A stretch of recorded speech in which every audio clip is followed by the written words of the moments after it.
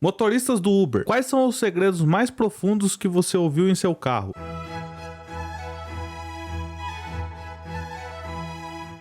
Não é bem um segredo, mas é apenas uma das muitas experiências insanas que passei. Peguei viagem com um cara que estava vestido de terno. Eram umas 18 horas numa terça-feira, perto de Veneza. Ele me disse para levá-lo ao centro da cidade e, como de costume, perguntei se ele tinha alguma rota preferida e disse, não, o que for mais rápido. Iniciei a corrida e a brincadeira de sempre começa. Há quanto tempo você dirige para Uber? Eu disse, 1 ano ou mais. É um ótimo trabalho. Aí ele diz, legal, onde você costuma ficar? Aí eu respondo, no Vale. E ele diz, legal. Então, há quanto tempo você dirige para Uber? Eu parei e meio que sorri, pensando que ele estava brincando comigo. Ele não estava. Então, eu respondi literalmente, 1 ano ou mais. É um ótimo trabalho. Aí ele diz, legal, onde você costuma ficar? Isso se repetiu por mais 3 vezes, antes de eu finalmente responder de maneira diferente, dizendo, acabei de começar, mas não tenho gostado muito. E ele novamente responde, legal, onde você costuma ficar? Respondi uma última vez de maneira original, mas finalmente, silêncio. A essa altura eu estava na estrada, preso no trânsito, no horário de pico. Olho pelo espelho e ele tá esfregando a cabeça e os cabelos ansiosamente. Ele tirou a jaqueta e parecia muito desconfortável. Eu disquei 190 no meu telefone, caso acontecesse algo. Ele então do nada grita com uma voz mais profunda do que antes, droga! E eu disse, o senhor está bem? E ele diz,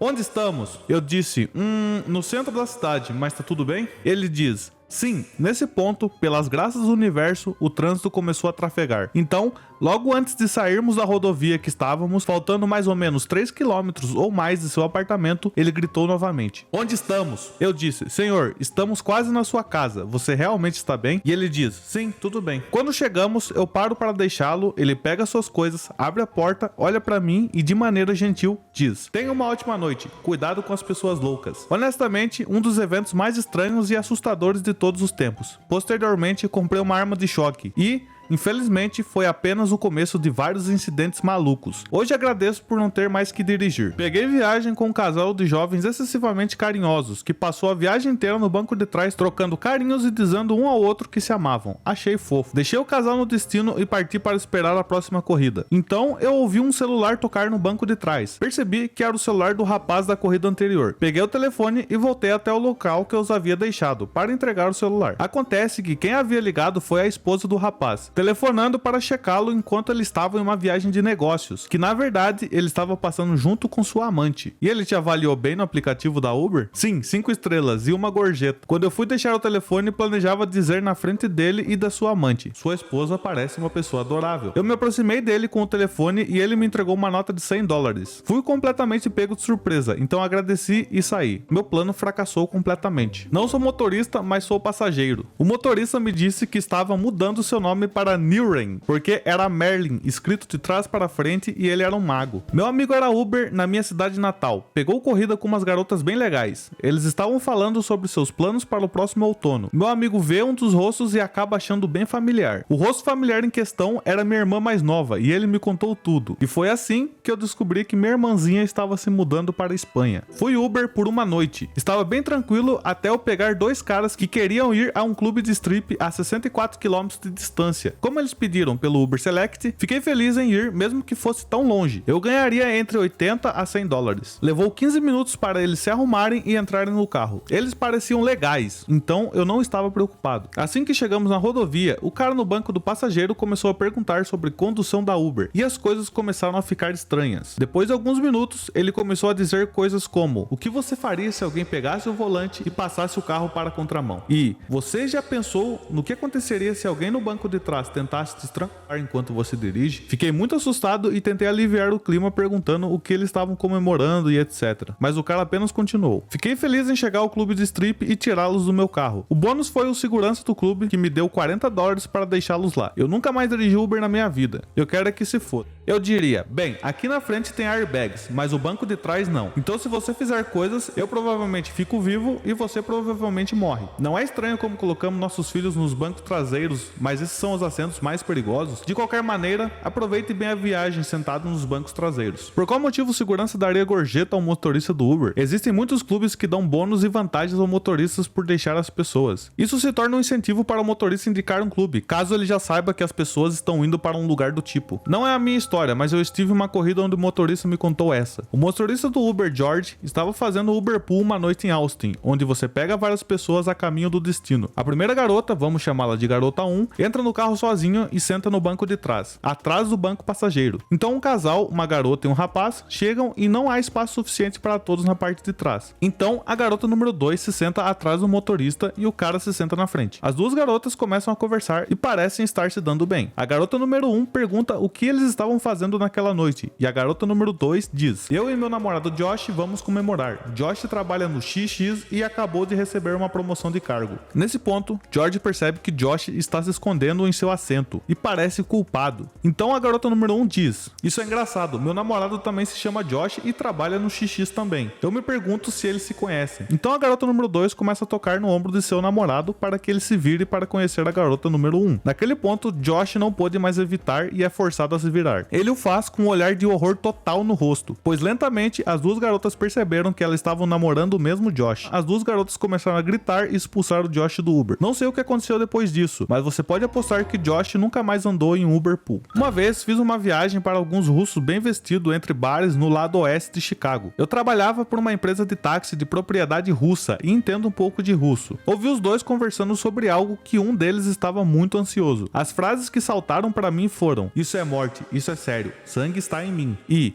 eu não sou um homem mau. O outro cara estava dizendo para ele relaxar e dizendo a ele: não há tolos aqui, ou algo do tipo. Ao deixá-los, como um idiota, eu acabei esquecendo que tinha acabado de ouvir partes de uma conversa aparentemente angustiante. E eu disse: Dobroi noite, que significa boa noite em russo. Apenas um deles me ouviu, o cara mais velho que estava dizendo ao colega para relaxar. Ele apenas olhou para mim, então veio até minha janela enquanto enfiava a mão no bolso do casaco, o que me assustou muito. Ele então pegou uma nota de 100 e disse em inglês: você não viu nada, certo? Eu apenas peguei, balancei minha cabeça afirmando que sim e parti. Não fiz mais nenhuma viagem pelo resto da noite. Ex-motorista de Uber daqui. Peguei viagem com uma garota que parecia ser muito gentil em um bar na quarta-feira à noite, por volta das 22 horas. Ela entrou no meu carro, pediu desculpas por estar tão bêbada e educadamente perguntou se poderíamos seguir viagem com as janelas abaixadas. Eu já estava pensando na possibilidade de ter que limpar o carro mais tarde. Enquanto dirigia, tentava puxar um saco de vômito que estava dentro do porta-luvas. Mas não precisei. Ela acabou fazendo aquela coisa de avião com uma mão pela janela do banco de trás. Ela me perguntou se eu já tinha pensado em morrer, ao qual respondi que sim, acho que sim. Foi quando ela me disse que tinha câncer, estava no cérebro dela e estava tarde demais para considerar a quimioterapia. Lembro que meu coração estava batendo forte. Ela me disse que estava morrendo e que ficaria bem. Naquela noite, ela estava comemorando com seus amigos de trabalho, que lhe deram uma festa de despedida. Ela disse que estava prestes a se mudar para o exterior. Eu simplesmente não disse a eles que o exterior era o paraíso. Depois que a deixei em casa, desliguei meu aplicativo e chorei o caminho todo até em casa.